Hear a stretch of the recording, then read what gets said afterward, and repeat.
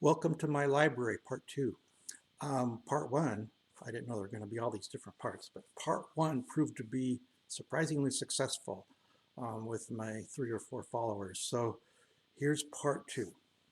This, we have this really weird corner in our front room, which we never quite knew what to do with. And then during pandemic shutdown, I was thinking, that would make a really nice reading corner. So I got some yoga pillows and put it down. Got some pillows and this bookcase here we set up for like kids reading. And we do that sometimes.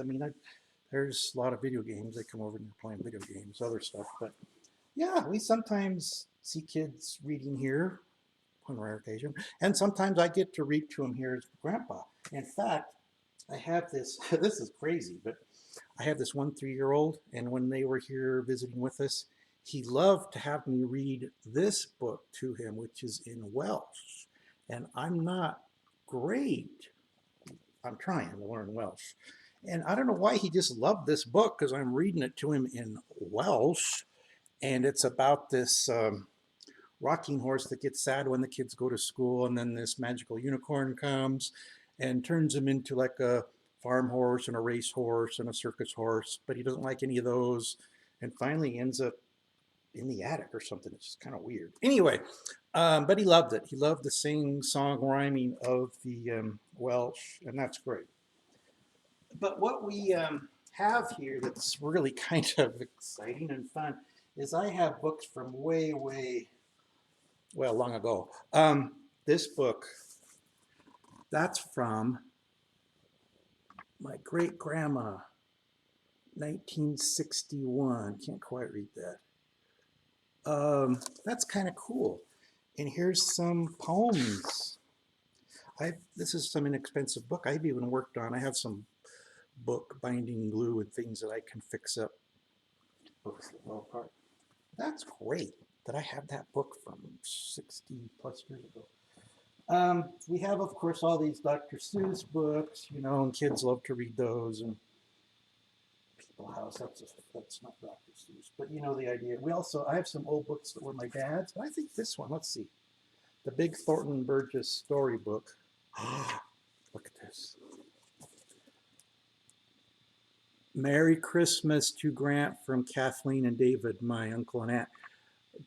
They were my dad's younger sister and brother. And 1957, that was my first Christmas. So we have other books because I kind of had to fill out these shelves of things that people could read. Because here's like collections of stories, Ray Bradbury, Sherlock Holmes. I read those when I was a teen, so you'd think the kids could hopefully someday pick these up. Here's Singer. I love Singer's stories, and he's so amazing because he writes these both modern and past stories of his Jewish people, and they're magical. They're really cool. Anyway, there's that. Oh, there's this book too that was ours when we were kids. I wonder what the description says here. Well, it just says, I must have put that in there because it says Grant and Keith and Saber Ann. That's my sister, my brother and sister, and I shouldn't mention them on the internet. But anyway, this is cool because it's like an anthology of all this old stuff. See, there's Father William from Lewis Carroll, and it's got all kinds of selections from other books, and some Beatrice Potter with Peter Rabbit, and Beatrix Potter, and poetry and interesting stuff. Nicholas and Alexandra. This isn't the edition, but I read this book when I was 15 years old, and it really got me started on, well, that's one of the things that got me started on reading history. Oh, love this. Well, I've read this several times. I just love this book. And, it's a modern, well, 1930s, 1940s version of Lamort D'Arthur, medieval historical romance, I guess you'd call it. About King Arthur, obviously. So that's good. I got Little Prince, a classic. Oh, this is really important. I got, where are you? Ready? I've got this book that I won. Oh, here it is. I have another Freddie book I found, a used book. So Freddie Goes to Florida. Okay, this isn't great literature, but when I was a little kid, I was reading these books, a whole series of Freddie books. They were written in the 1920s, kind of weird, but about a pig goes to Florida. Look at this. I won that in a contest, 1967. I mean, I'd read this book before that, but I knew what the book they were talking about, Ruth Prinn on King TV, and I wrote in a letter and I won the book. That's pretty cool. And I got some old books that were my dad's. I don't know what the inscription says. Well, it does have my dad's name in there, Larry Vaughn. Oh, and I got this whole series. So back Books and Wonder, you can't, I mean, Marvelous Land of Oz, that was the main one. So after The Wizard of Oz, I don't know where my hardbound copy of that is, but Marvelous Land of Oz, this is amazing. Although it's a little, well, it was weird. I mean, nowadays you can talk more about sexual identity and everything like that, but the main character of this book is a boy throughout the whole book, and then at the end you find out he's really a girl, Ozma of Oz. That, you know, when I was young and read that, that was a little interesting. Anyway, there's a whole series of those, and I used to visit the bookmobile when it would come to our school, and I would go out there and I would try to find the latest Oz book. There's another kid who was always trying to get them before me, depending on which class got out there to the bookmobile first. But those and Freddie the Pig, you know, there were a bunch of series books like that. I had to read some good stuff too, good literature. Little Prince is good, and you know, some of the classics. Well, here's Mary Poppins, and my mom bought this for me once, I think. Used book, older book, but so there's some cool stuff here, and yeah, we read books, and kids read books. My kids, I've seen my grandsons just reading books, and that is really cool. So oh, look at these. So I have these, so they still have, I think, Scholastic Book Services, but you know, if you could scrape up a few quarters when you were in grade school, I think some of the prices on the 35 cents, Miss Pickerel Goes to Mars. Of course, 35 cents was a lot of money in those days. I mean, it used to cost 3 cents for a carton of milk, you know, a little pint carton. And so that's like, you know, 12 days of milk. You could save up. Oh, the other was only 50 cents, you know. Well, that was cool. At Freedom Train, love that. You know, Harriet Tubman. And oh, Tom Sawyer Detectives. You know, I read this. Maybe this is what helped me become a lawyer. But I have upstairs, when you saw Library of America collection, there's several volumes of Mark Twain, and I pretty much read all those. Read Huckleberry Finn a few times. You know, probably my candidate for the Great American Novel, because, yeah.